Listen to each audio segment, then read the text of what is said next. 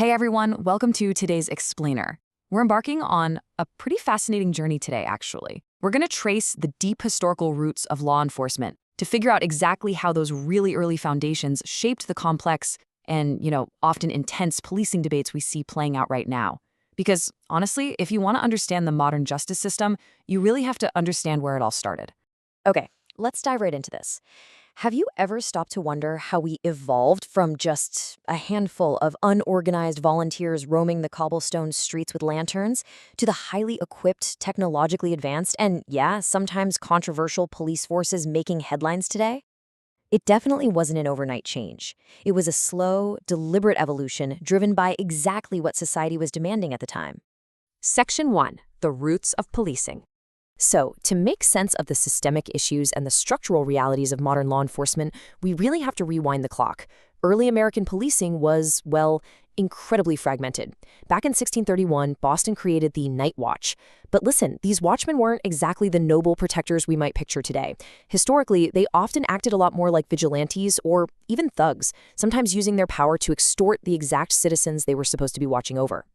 Then, as the nation grew, so did the federal needs. This led to the creation of the U.S. Marshals in 1789 to back up the federal courts, and later the Secret Service in 1865, mostly to combat widespread counterfeiting right after the Civil War.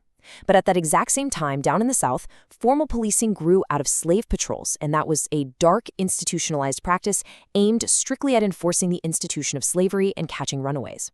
It shows us pretty clearly that American policing had some incredibly rocky, highly imperfect beginnings. Section 2. 3 Eras of Policing. So those disjointed, disorganized roots eventually formalized into structured departments, and they did this through 3 distinct historical eras. First up is the political era, kicking off in the 1840s. This is when early professional departments started popping up in major cities, but they had very close and, let's be real, often deeply corrupt ties with local politicians. Ward bosses essentially ran the precincts. Basically, if a politician got you the job, you worked for them, not just the law. Jumping ahead to the 1920s, we hit the Reform era. Visionaries pushed really hard to professionalize the police and sever those corrupt political ties. This era focused strictly on crime fighting. They got officers into patrol cars so they could respond faster, and they created centralized 911 dispatch systems. But here's the catch. Taking officers off the street and isolating them in cars created a severe social disconnect. So that brings us to the community problem-solving era around the 2000s. The core goal here? Get officers out of the cruisers and back onto foot patrols to proactively rebuild those lost local connections and solve neighborhood problems before they turned into major crimes. Section 3. Principles of Force. As policing modernized through all these eras, leaders realized they desperately needed strict guidelines. They had to establish foundational principles regarding the use of authority and physical force. And this brings us to a massively important concept rooted in the philosophies of early policing pioneers, like Britain's Robert Peel and America's August Vollmer. They argued that force is exclusively a tool of last resort. According to these foundational principles, any physical force used beyond the absolute bare minimum needed to gain compliance from a suspect is entirely unnecessary. Furthermore, and this is key, using force before attempting to talk or before using de-escalation techniques violates the very core design of what professional policing was actually meant to be. Section 4. The Legitimacy Crisis. Now, you might be wondering, if those were the foundational ideals, how on earth did we stray from them to arrive at today's really tense, often fractured climate?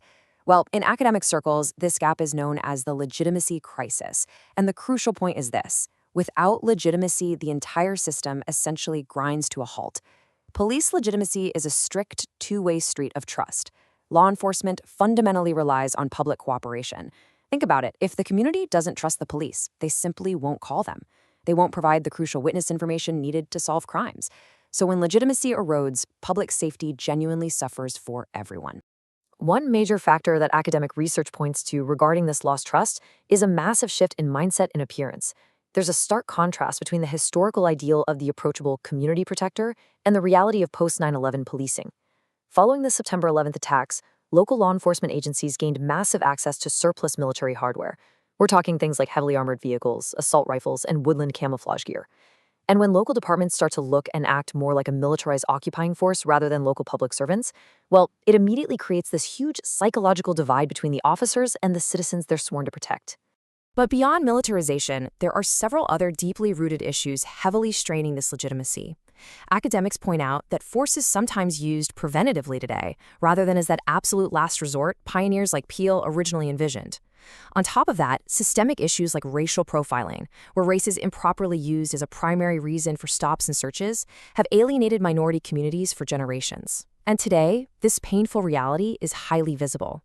Viral cell phone videos showing lethal force against minority suspects, incidents like the tragic deaths of Eric Garner, Philando Castile, and George Floyd, have objectively and severely fractured community trust on a massive scale. When we look closely at modern policing tactics, an overly militarized or aggressive response, like say multiple officers aggressively approaching a routine traffic stop with weapons already drawn, escalates the situation instantly. This rapid escalation raises the stress, fear, and anxiety levels for absolutely everyone involved, both the officers and the citizens. And when stress spikes, violence becomes significantly more likely. It's a direct contradiction of those early historical principles that demanded patient de-escalation first and foremost. Section 5. A diverse police force. So, what do we do about this? How does the system correct itself and bridge this massive gap? Well, a major practical solution being championed right now is the active cultivation of a highly diverse police force. And building this diversity isn't just about optics, it has measurable tactical benefits. When a department actually reflects the demographics of the city it patrols, officers bring shared life experiences, cultural understanding, and varied communication styles to the job. This directly leads to a much greater understanding of nuanced community needs. The data clearly shows that diverse departments enjoy significantly increased credibility, they build positive relationships way faster, and really importantly, they see a notable reduction in overall civilian complaints against officers. And this brilliantly illustrates that we are seeing measurable progress on this front. By the year 2020, people of color made up 39% of local and metropolitan police forces. Larger departments in particular have successfully revamped their long-standing recruitment strategies to ensure their ranks actually look like the vibrant, diverse communities they serve. This is an absolutely critical, active step toward repairing that foundational layer of legitimacy we talked about.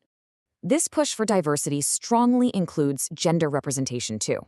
Have you heard of the 30 by 30 initiative? It's this nationwide movement aiming to have women make up 30% of police recruit classes by the year 2030. That is an incredible shift when you consider that back in 1910, when Alice Stibbons Wells became the first female officer, women in policing were essentially viewed just as social workers with badges, inside this exclusionary all-boys club. Today, women are recognized for bringing uniquely positive traits to the profession, including excellent, statistically proven de-escalation skills.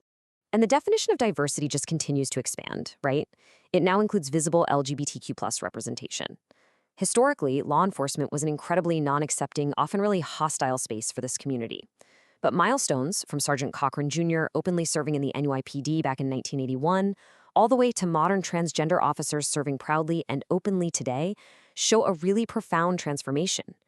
When individuals from marginalized groups wear the badge, it actively transforms these historically closed spaces into modern departments built on visible, authentic community reflection.